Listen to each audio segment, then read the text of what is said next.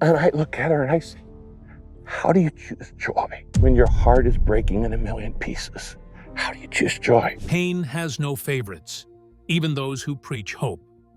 Rick Warren, one of the most influential Christian leaders alive, God is looking for people to bless. If you'll just get blessable, He'll knock your socks off. has spent decades guiding others through their darkest moments. But recently, Warren himself has been facing an emotional and physical storm, one that's left millions in shock. What's the heartbreaking news everyone's talking about? After their son's suicide, the Warrens' new pledge is to erase any shame associated with mental illness. Is this the end of an era? Or the beginning of something more painful than anyone expected? In this video, we unpack the devastating news that's shaken Rick Warren's world. From personal tragedies to health struggles and public backlash, and reveal how one man's faith is being tested like never before. A tragedy no parent should face. For decades, Rick Warren inspired millions to embrace joy even in the face of pain.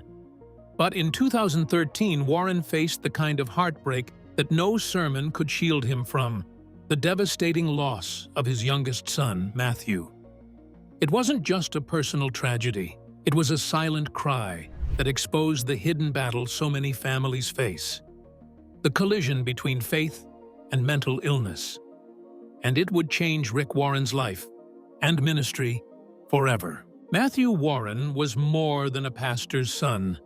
He was intelligent, deeply compassionate, and carried a warmth that endeared him to those around him. From a young age, he showed empathy toward the hurting, often going out of his way to comfort others. But behind that kindness was a shadow few could see. Matthew suffered from chronic, debilitating mental health struggles, especially depression and self-harm ideation. His battle began early and intensified through his teenage years, challenging every ounce of strength the Warren family had. As parents, Rick and Kay Warren did everything within their power. They devoted their resources to therapies, treatment, spiritual direction, medical care, and countless prayers. Yet love and leadership experience could offer no preparation for the utter helplessness of watching their son suffer. Rick, the same man who had authored The Purpose-Driven Life and pastored one of America's largest churches, now faced perhaps the greatest challenge of his life: standing by while his child lost the fight against silence and secrecy. Then came April 5th, 2013. At just 27 years old, Matthew Warren died by taking his own life. The news rocked the Saddleback Church community and the wider Christian world. People couldn't believe it. The author who had helped so many people find meaning and direction had lost his own son to despair. The tragedy ignited a storm of grief and questions. How could this happen to someone so faithful? How could a family that preached hope be faced with such darkness? In their letter to the church, Rick and Kay Warren declared, "No words can express the anguished grief we feel just now. Our youngest son, Matthew, was an incredibly kind, gentle, and compassionate young man. But with his struggle from birth with mental illness, dark holes of depression, and sad thoughts." Really a rare and raw confession out of the mouth of a public figure, it reverberated deeply among thousands quietly enduring the same tormented feelings. But Rick Warren did not recede. He stepped into the fire and chose transparency over silence. He and Kay became mental health awareness advocates for the church, arguing that faith and depression do not go together. Matthew's death became a far more expansive cause than personal sorrow, the very mission to eradicate stigma toward mental illness within Christian circles. In addition, in 2014, the couple started an outreach program called Hope for Mental Health at Saddleback Church. The message: people of faith do experience mental disease, The church needs to be open to discussing and treating these people compassionately instead of shaming them. For decades, many churches have either dismissed the problem or have oversimplified it. After all, it was often assumed, why pray if there is nothing at its core? Rick has never shied away from skepticism. Some ask how the man, who had preached hope for many years, could not save his son. Some call it not having enough faith on the son's part. But Warren put forth a reply that stifled much of the criticism. People ask, why didn't God heal Matthew? He said. And I tell them he did, just not on this side of eternity. That single sentence was a father's heartbreak, delivered with profound spiritual clarity. And it traveled around the globe. It redefined the way millions view the intersection between faith and mental illness. It marked the beginning of an infinite mission for Rick Warren, to ensure no family will ever again have to suffer in isolation as his did.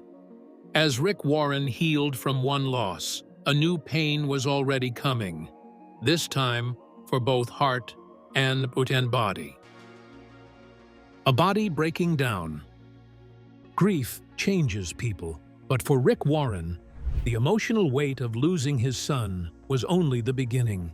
Just years after enduring the greatest heartbreak of his life, his body began betraying him in terrifying and unexpected ways. The man who had once traveled the world, preached weekly to thousands, and carried the energy of a spiritual movement, suddenly found himself trapped inside a body that refused to cooperate. It started slowly, muscle spasms that seemed harmless at first. Then came the tremors, sharp, unpredictable, and uncontrollable. Warren began experiencing extreme insomnia, often going multiple nights without a single minute of sleep. His days became a painful fog of physical exhaustion and confusion. At first, doctors struggled to pinpoint what was wrong. The symptoms were bizarre and rare, and they didn't seem to follow a typical pattern. But the problem wasn't just fatigue. Rick Warren's body was breaking down, and no one knew why. Eventually, after a battery of tests and evaluations, doctors delivered the diagnosis: spinal myoclonus. It's a neurological disorder so rare that most people have never even heard of it. It causes sudden, involuntary jerking movements in the muscles, often triggered without warning. For Warren, these spasms weren't just uncomfortable, they were excruciating. The condition disrupted his mobility, his concentration, and most devastatingly, his ability to sleep. But it didn't end there. The excavations led the specialists to unearth a second, more interesting problem: a rare neurological condition that would later be termed Warren syndrome by the doctors. For Rick, it felt like his brain was going too fast for his body to process the adrenaline properly. This led to a constant state of overstimulation, with subsequent episodes of mental confusion and catastrophic bouts of internal pain. Try preaching, leading your team, or speaking to thousands while your nervous system is warring against itself. To Rick Warren, it was a feeling akin to being trapped in a body in which everything seemed to be on overdrive, never stopping, even if just to catch your breath. Sleep was mostly something that eluded him. On waking, his brain and body were thrown off worse. 24 hours of pain. A man who lived for leadership and purpose was sickeningly cruel. The third blow came: an autoimmune disorder. In 2022, Warren said that his immune system began to savage its muscles, producing horrible pain throughout every inch of his body. Every move was painful. Unlike so many health issues, there was no real treatment, no clearly established road to recovery. Only management, only survival. As grief, sickness, and deep, binding fatigue collided, the unbearable truth emerged. Rick Warren could no more lead Saddleback Church as he used to do. After more than 40 years of leadership at one of America's largest churches, he stated his departure from the senior pastorate in 2021. About it was not an easy decision for any man. It was painful for a man who had devoted his entire adult life to a single mission. Warren seemed to say it was no longer about giving up. It was about how things worked out. "I need to listen to my body," he said. "If I keep pushing, I won't be able to serve anyone, not my church, not my family, and not God." The Christian community was stunned. Rick Warren was not just a pastor, he was a movement. He had been a voice of reason, hope, and leadership through some of the church's most tumultuous decades. Watching him step down felt like watching a lighthouse go dark. But it was about more than aging.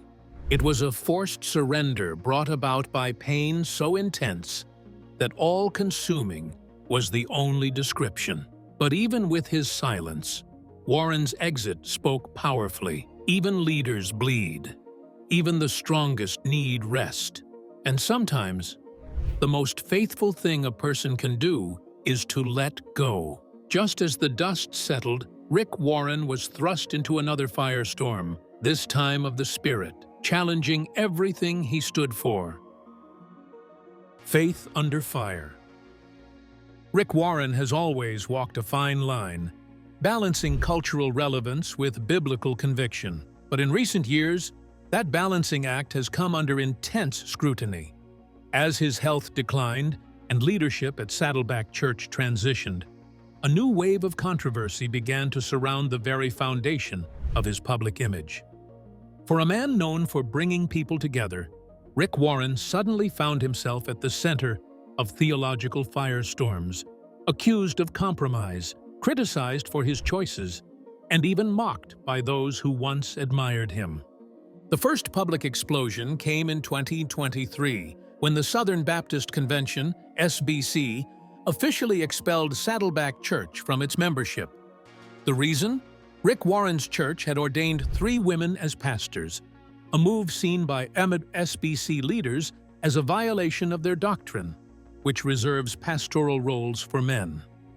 It didn't matter that Saddleback had grown into one of the most influential churches in the world under Warren's leadership. The act of ordaining women crossed a line the denomination wasn't willing to tolerate.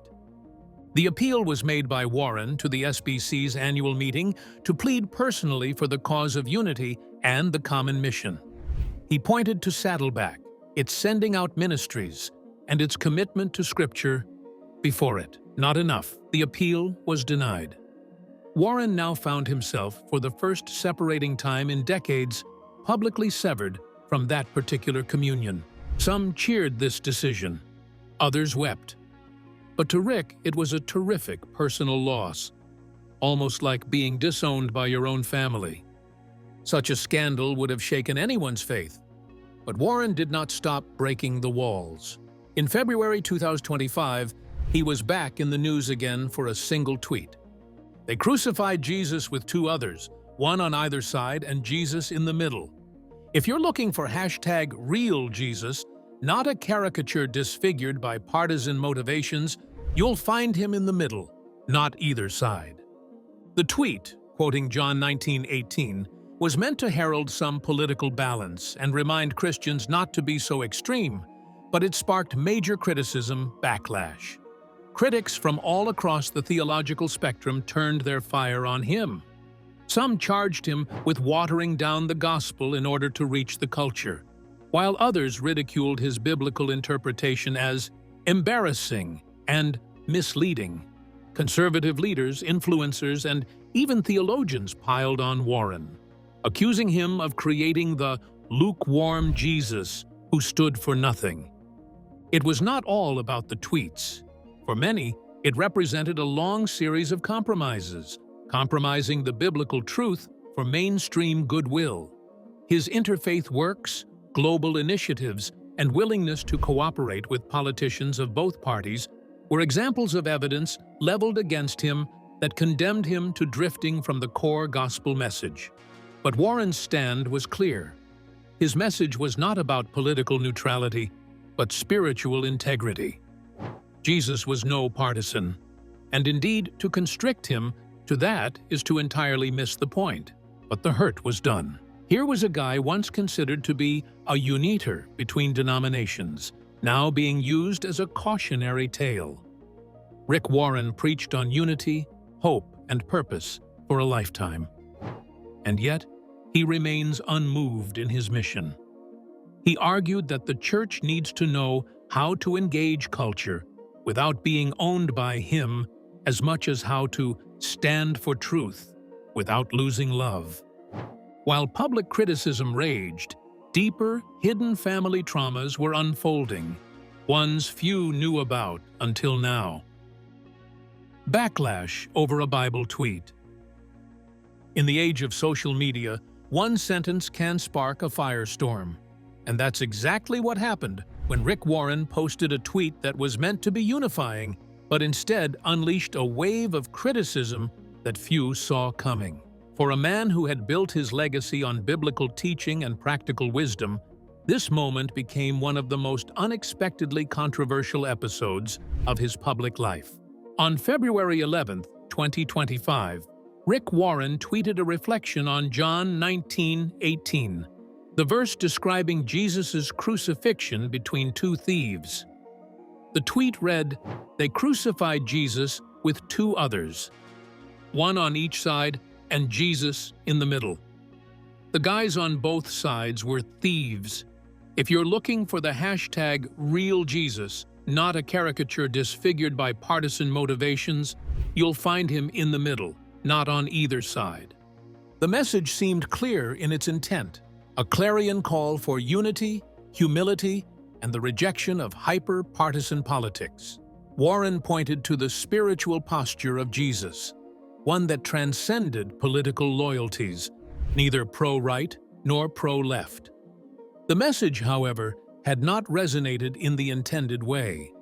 Within hours, the tweet had gone viral, not for what it said, but because detractors charged it offered a flawed, even perilous, interpretation of Scripture. It was quickly denounced by prominent Christian voices. Joel Berry, managing editor of the Babylon Bee, mocked the post on Twitter.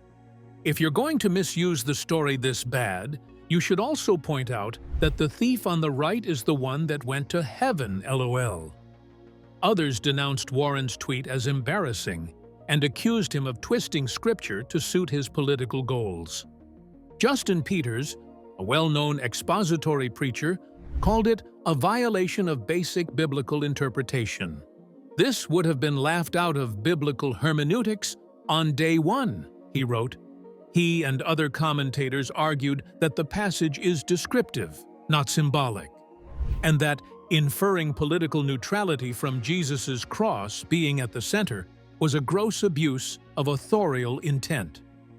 Criticism quickly turned nasty and personal. Jenna Ellis, conservative commentator and ex-Trump legal advisor, didn't hold back. "Jesus is neither moderate nor in the middle when it comes to truth," she tweeted. "The attempt to define him that way based upon the location of his cross is nothing less than twisting a historical fact into meaningful symbolism towards serving your ideological agenda." And she wasn't alone. "It's so bad my jaw is on the floor," Daily Wire reporter Megan Basham wrote, while theology teacher Aaron Edwards accused Warren of preaching a half-baked Jesus shape by culture. Former fans then began to wonder if the once balanced voice of Rick Warren had become, in their phrase, politically sanitized. To them, Warren's call to find Jesus in the middle appeared to be nothing more than a retreat from moral clarity, a refusal to stand against what they believed to be real and severe moral and cultural threats. But was this really the case? Rick Warren remained stood. He neither removed the tweet nor apologized with an extended post. Instead, Warren allowed words to stand, assuming the message deserved callousness regarding its delivery. As for him, Jesus was neither Republican nor Democrat, for Jesus was never a political symbol. This message was not a convenient way out of conflict, but a message reminding that the Son of God never boxed himself within the agendas of men. Yet, this was merely the surface of something deeper. He emphasized unity throughout. But increasingly fractured by ideology, one person's unity could be construed as betrayal. The criticism wasn't just over the theology of it, it was over the timing of it, the tribalism of it, and the yearning for fierce black and white answers in a gray and shattered world. The reproach might have hurt, but it also pointed about Rick Warren's real character to the public. One wanting to speak hard things during hard turns. Whether they accepted his rendition or not, one thing was evident. Rick Warren once again forced the church to grapple with what it really believed regarding Jesus, politics, and the space between. As headlines swirled, a deeper pain surfaced. An unraveling in the Warren family exposing the true cost of loss and leadership. A family wounded by grief. Long before the headlines and the controversies, long before the internet argued about theology and tweets, Rick Warren faced a storm no parent should ever have to endure. The public knew him as a pastor, a best-selling author, a man of unshakable purpose. But behind the curtain of ministry and influence, Rick Warren was something else entirely, a grieving father, shattered by the loss of his youngest son. On April 5, 2013, Rick and Kay Warren's lives were torn apart when their 27-year-old son, Matthew Warren, took his own life after a lifelong battle with mental illness. To the outside world, Matthew may have appeared like any other young man, quiet, compassionate, intelligent, but inside, he wrestled with darkness few people understood. From a very young age, he suffered from severe depression, anxiety, and self-harm thoughts that no amount of love, prayer, or therapy could permanently silence. Rick and Kay had done everything a parent could do. They found the best doctors and prayed without ceasing. They were very supportive. Matthew was a deeply loved child. He loved Jesus with all his heart. But the illness stuck with him like a shadow that would never fade away. The Warrens were not unaware of it, and they lived with it every day, but when the final blow came, it not only crushed them, but it also exposed a painful silence in the world church, the lack of knowledge and compassion toward mental health. No words can express the anguished grief we feel right now, the Warrens wrote. Our youngest son, Matthew, was an incredibly kind, gentle, and compassionate young man. He had a brilliant intellect and a gift for making people laugh. But he struggled from birth with mental illness, dark holes of depression, and sad thoughts. The tragedy inspired the creation of a national dialogue. Some reacted with love and care. Others, yet very disturbingly, responded with judgment. How could a man who preached hope lose his son to despair? How could a family known to have built one of the most well-known churches in the world not save their own? And perhaps the most terrible question of all, why didn't Rick Warren's faith save Matthew? In a really raw but deep way, Warren responded, "People ask me why God did not heal Matthew. I tell them he did, just not on this side of eternity." That one sentence changed the way many Christians began to think about grief, faith, and mental illness. It was not belief that let go of Matthew. It was a sickness that, like any other, does not discriminate even against the most devout. Rather than hide their pain, Rick and Kay chose to stand up and speak out about mental health awareness, particularly in churches, where the issue too often gets ignored or shamed. In 2014, they established the Hope for Mental Health initiative through Saddleback Church. Their mission was wonderfully simple: make churches safe havens for those who are struggling. No stigma, no shame, just help, hope, and love. Their daughter, Amy Warren Hilliker, later spoke about how Matthew's death impacted everyone in the family. She called the family house an underground bunker where trauma, sickness, and grief invaded their private world quietly.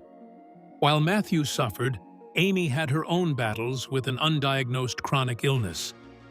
By then, the family was out in public ministering to millions, but privately, they were just about holding together. Their survival was to redeem suffering. In the darkest hour of Rick Warren's life, he refused to retreat. He never retreated.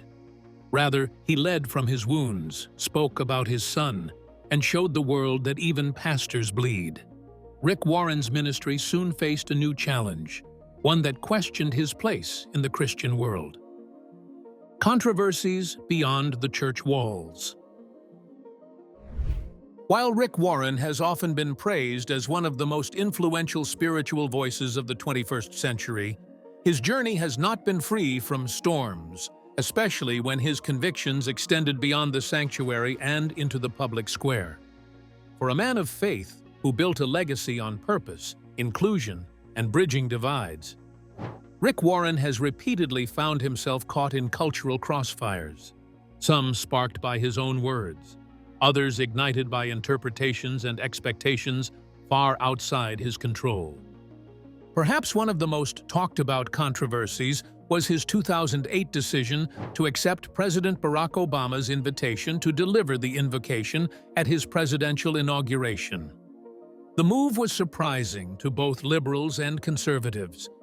Progressives criticized the decision because Warren had publicly supported Proposition 8, the California ballot initiative that sought to define marriage as between one man and one woman. LGBTQ+ advocates viewed him as hostile to their rights and were outraged that someone with those views would play such a central role in the inaugural ceremony of a president they believed stood for equality.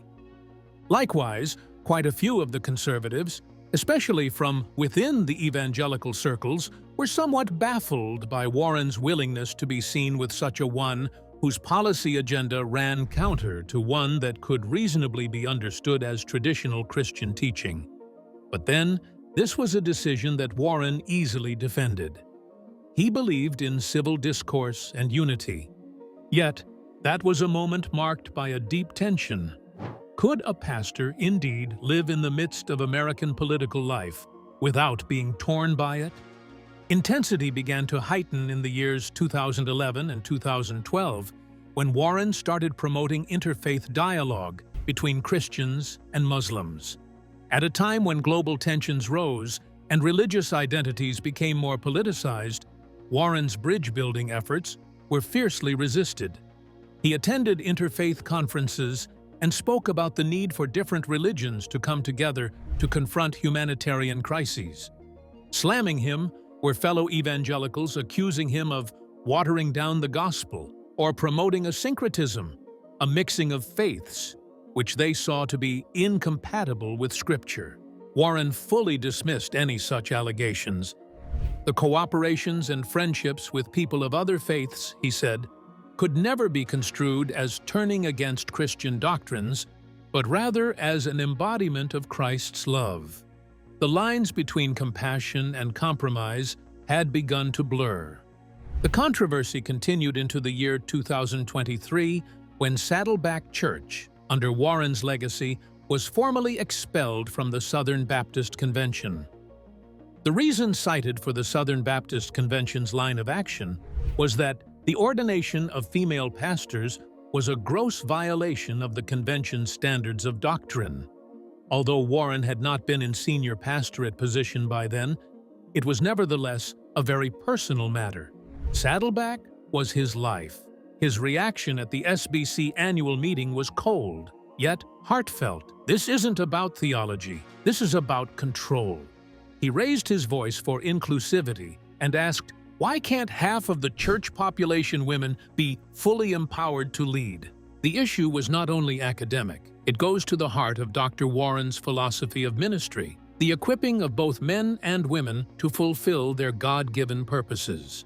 Amid cultural storms and public backlash, Rick Warren faced a deeper personal battle, one faith and fame couldn't shield him from.